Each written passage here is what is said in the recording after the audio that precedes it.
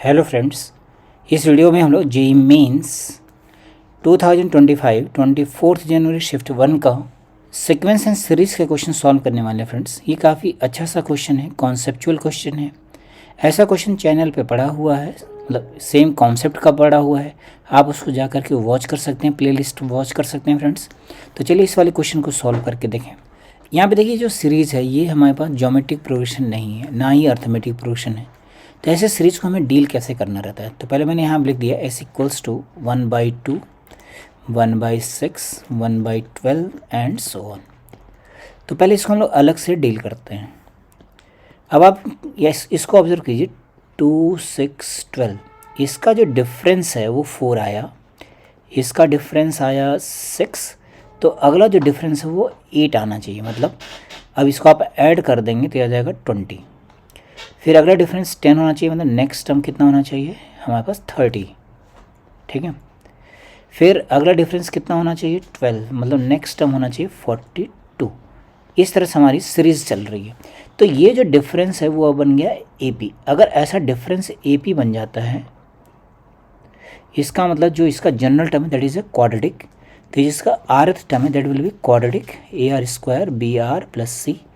तो ये क्वाड्रेटिक हो गया। इस क्वाड्रेटिक में हम पहले ABC फाइंड आउट कर लेते हैं। तो आपने T1 लिखा, T1 कितना हो गया A + B + C। इसकी बार T1 देखिए कितना गिवन है 2। T2 लिखा हम लोगों ने, तो आएगा 4A + 2B + C = 6, second term 6। T3 लिखा तो आएगा 9A + 3B + C = 12। इन दोनों को सब्ट्रैक्ट कर दिया, नीचे वाले में से ऊपर वाला माइनस कर दिया, तो आएगा 3A + B = 4। इसमें से नीचे वाले इसमें ऊपर वाला माइनस कर लें तो जाएगा 5A + B = 6। फिर से माइनस किया तो 2A = 2, तो A की वैल्यू 1 आ गई। अगर A 1 है तो B की वैल्यू भी 1 हो गई और C की वैल्यू 0 हो गई।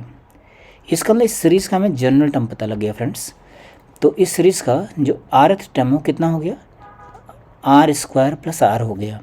तो ये जो हमारे पास S था, इसको क्या लिखेंगे, sigma 1/TR, R varies from 1 to N। ये हो गया सम ऑफ N टर्म्स।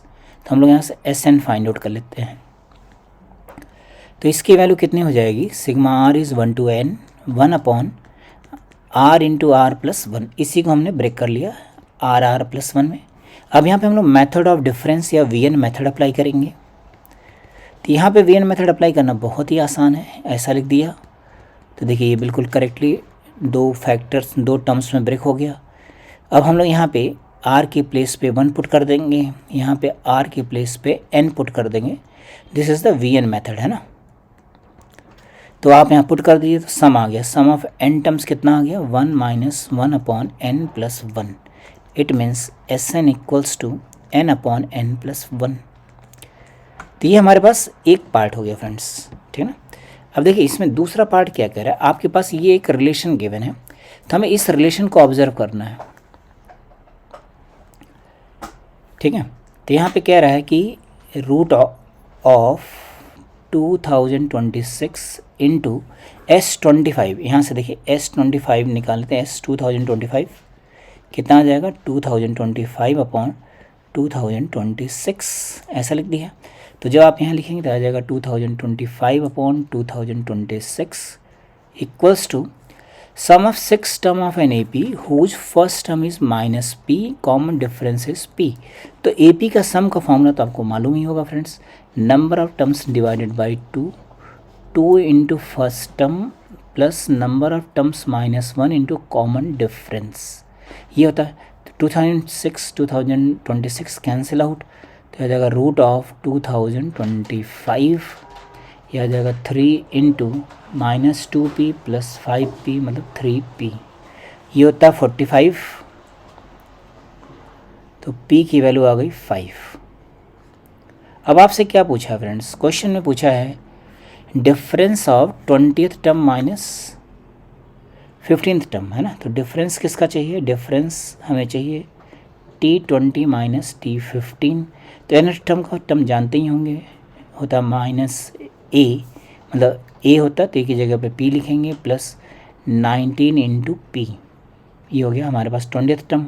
15th लिखें तो आएगा minus P into plus 14p plus 14p। तो यहाँ से p कैंसिल आउट, ये वाला पार्ट कैंसिल आउट। 19 माइनस 14 हो गया 5p की वैल्यू हमने 5 डाल दिया है यहाँ पे, तो ये आ गया 25 और यही हमारे पास आंसर हो गया friends.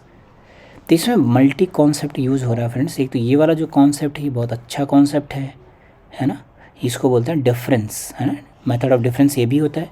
This is another form of method of difference. तो ये 2 कॉन्सेप्ट यहाँ पे यूज हो रहे हैं, बाकी rest is the calculation. I hope आपको इस सोल्यूशन काफ़ी अच्छा लगेगा फ्रेंड्स। Okay, thank you.